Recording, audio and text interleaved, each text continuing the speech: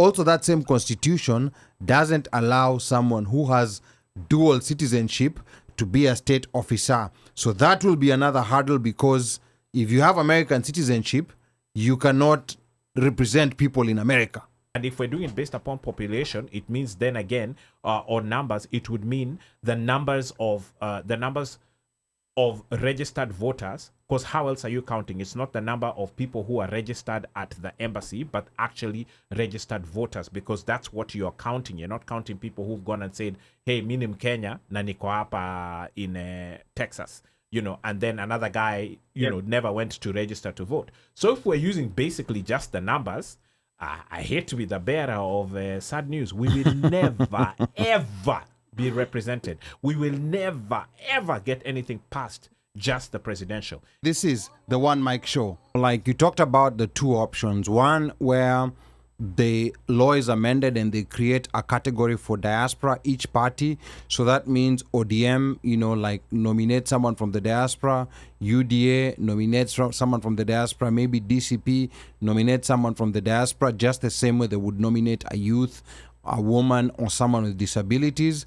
So there will be multiple diasporans in there. And option B is where we create constituencies in the diaspora. If the whole diaspora is one big constituency, or maybe if US is a constituency and UK is a constituency, or I don't know how that works, Danson. So how it works at the moment, and I'll talk about, we have diasporians who have been pushing for Diaspora County 48, for instance, having a new county called 48. Yes. It is not possible at the moment, because if you read the functions of a county, unajua functions za county ni nini? Ni mambo na sewage, mambo na stima, mambo ya ECD. It is in the constitution, right? So how will it fit in the diaspora? Meaning we have to amend the constitution. Who is willing to go that stretch? Our wanasiasa tuko now, they are not gonna do it. Let's come to the constituency.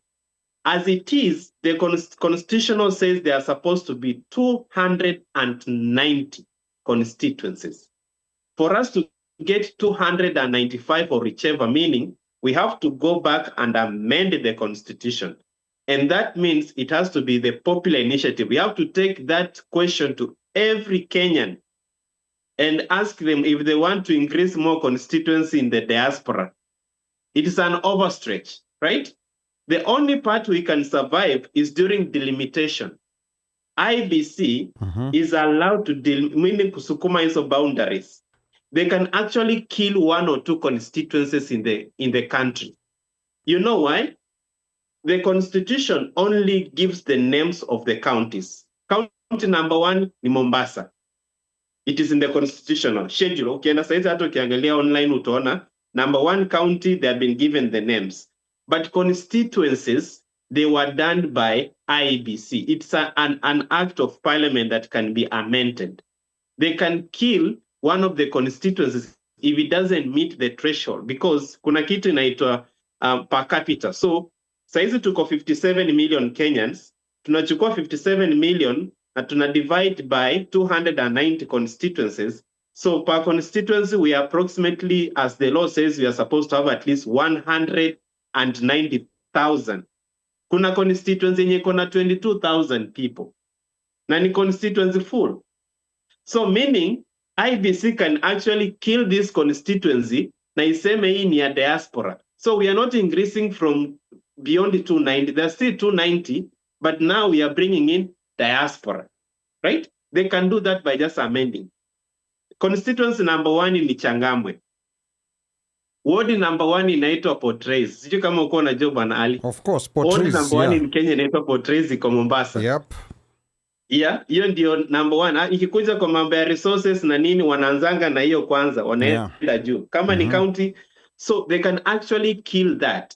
The only thing that IBC can do to the diaspora without amending the constitution, it can create MCAs. Inaweza create MCAs in the diaspora because they have that threshold. They don't have a limit how many MCAs they can have.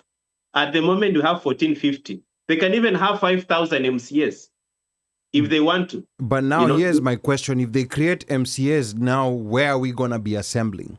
Are we going to create our own county assembly and decide the That's county another assembly question. the county assembly is gonna be in DC. So whatever ward you're representing in the diaspora, nyote mkutane DC. Or how does that work? Because we are scattered. So that's a question of implementation inaweza kuwa challenge, and one of the things tumekuwa tuna propose is that North America, DC can be the central assembling. In Europe, London can be the assembling block, right? In Africa, we can choose another one that can be assembling. So that one we go through the implementation. So I'm just giving you some options, some of the leeways tunaweza go through to representation. But the one that is so direct at the moment, new nomination through the political parties, hiyo ndio iko viable at the moment. But these others, it's an overstretch. It requires a lot of lobbying. It requires a lot of money. I remember speaking to one of the party leader akaniambia, the only time you guys can do, mngoje to any constitutional moment. If the big boys, and when I say big boys, you know who I'm talking to. If the big boys agree and say we are going to change the constitution, let us seize that moment. That is the only time tunaweza make change. But at the moment, kama voting peke yake expand polling station tunang'ang'ana hivi bro, do you think those guys can really go in and amend the constitution to bring in representation? So the only window we have at the moment is through nomination of the political parties, progressively. Okay. So we can have 2 people or 3 people in parliament and the Senate, then we grow, another election we push, another election cycle we push. Yeah, progressively. Okay, aya, sawa sawa. Wacha I will let Ombosh react to that kidogo, because that issue for representation is something that we've debated for a long time. But Apa Washeke on Facebook was saying, we like bragging that we are way ahead of our neighbors, but tumewachwa kwa mataa. And then Esther Mulusa says, the diaspora has unique needs that need representation. Case in point, in the Gulf countries where traffic maids can have someone to raise their issues directly, we can have virtual meetings. That's good enough for assembly, which I totally agree. We don't need to be in the same location. So Omosh, umesikia you about representation, because I think there's a technical side of it. The other issue that I want you to speak about a bit, Danson, after Mosh speaks, is the issue that also that same constitution doesn't allow someone who has dual citizenship to be a state officer. So that will be another hurdle, because if you have American citizenship, you cannot represent people in America, because you cannot be a state officer in Kenya, which again does not make any sense. But DJ Moshfire. Okay. So Ali, you brought up that thing of the state, of being the dual citizenship and the state officer. So would that particular person who's a representative be considered a state officer? Of course. Any elected official is a state officer. Okay. All right. Okay. So in the case of that the other lady, she wasn't elected; she was appointed. The one that yes. one with yes, the South Korea ambassador. Yes. That's a public officer. If you're an ambassador, you're a public officer. That's different. Okay. All right, Sawa. So I hear you, and then also that adds up to the point that Danson had made earlier about once you get elected, then on day of swearing, then unafanya nini. But somebody would obviously use that as a crux against you, so that when you run and you're still, I guess, wanasema you're in both places, they can use that against you to kind of like kick you out the door. But in terms of the representation, to me, I think for me, the way I look at it is how exactly I understand about the allocation of monies. Definitely monies needs to be allocated to the diaspora, should have been allocated to the diaspora. In fact, the day when we had Ministry of Foreign Affairs Diaspora Desk, is that what it's called? State Department of Diaspora Affairs. Yes, that one. The minute that happened, the allocations should have been made appropriately, because then now somebody's saying that we recognize you. But it was almost to me like an okidok, where it's like, we recognize that you have money that you're sending to us, so you don't stop sending the money, then we'll give you something, at least kusema mukona kakitu, like an umbrella. Lakini now when it comes to actually talking the talk and walking the walk, it's not, the math is not mathing. based upon what we are bringing in or what we are pushing, because I think we are the number one source of foreign revenue Yes, to the country. Yes, we beat tourism a long time ago and all sorts of different things, whichever way you want to look at it. And even to the case and point where Danson was saying that during the Gen Z movement, there was a lot of money that was coming from the diaspora. Well, that could have been looked at with another lens where you basically say our people were suffering, that's why we sent money. But, neither here or there. So, again, back to how this would actually, for me, my question would be, how will this actually work within the different countries in the diaspora, and which zone will you say we're not going to have representation? Are you going to do it based upon population? Are you going to do it based, and if we're doing it based upon population, it means then again, or numbers, it would mean the numbers of registered voters, because how else are you counting? It's not the number of people who are registered at the embassy, but actually registered voters, because that's what you're counting. You're not counting people who've gone and said, hey, mi ni Mkenya na niko hapa in Texas, and then another guy, never went to register to vote. So if we're using basically just the numbers, I hate to be the bearer of sad news. We will never, ever be represented. We will never, ever get anything past just the presidential. In fact, Ali, do you remember the first thing that Rao told us when he came for, where were we? When the guy came and said, the Azimio meeting. The Azimio meeting in Lanham, yes. The first thing he said, he did even before, I think it was even before he said hello, he's like, Maze, I'm disappointed in you diaspora chaps. You guys were given a chance and you mulikuja watu so saba. Kwa registration. He's like, I don't believe this. How are you guys only 700 registered? And this again is before voting.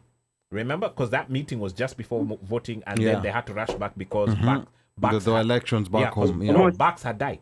Yeah. That's why Kibaki had passed away. Yeah. Yes. I'll say that it will never, you can't say it will never, it will happen if we speak the language of the politicians. And I've been telling people, politicians understand two languages. Mm-hmm.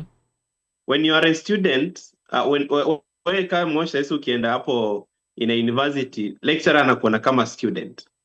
Ukienda saizi hosi, daktari akuoni kama Moshi, anakuona kama patient. Correct.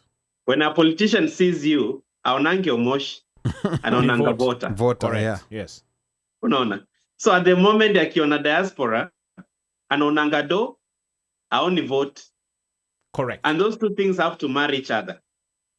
And that's why we are saying, if we get an opportunity to register, it will be so easy for us if today we had 1 million Kenyans in the diaspora registered. Do you know how easy it is? Unaenda huko unaambia boss, kuna mita moja ya wase huko wameregister. Hizi namba nitakuletea. We want this. It will be so quick because you are speaking their language. That is what they live for a living. But ukiambia 10,000 registered, anaambia, hii 10,000 nikienda tu hapa Githurai peke yake. Nitajaza so quickly. So that is the challenge that we as the diaspora need to see. Because that is the language of how politicians understand. Now, when it comes to budget, I used to think that we have a right to budget. Kumbe sio hivyo.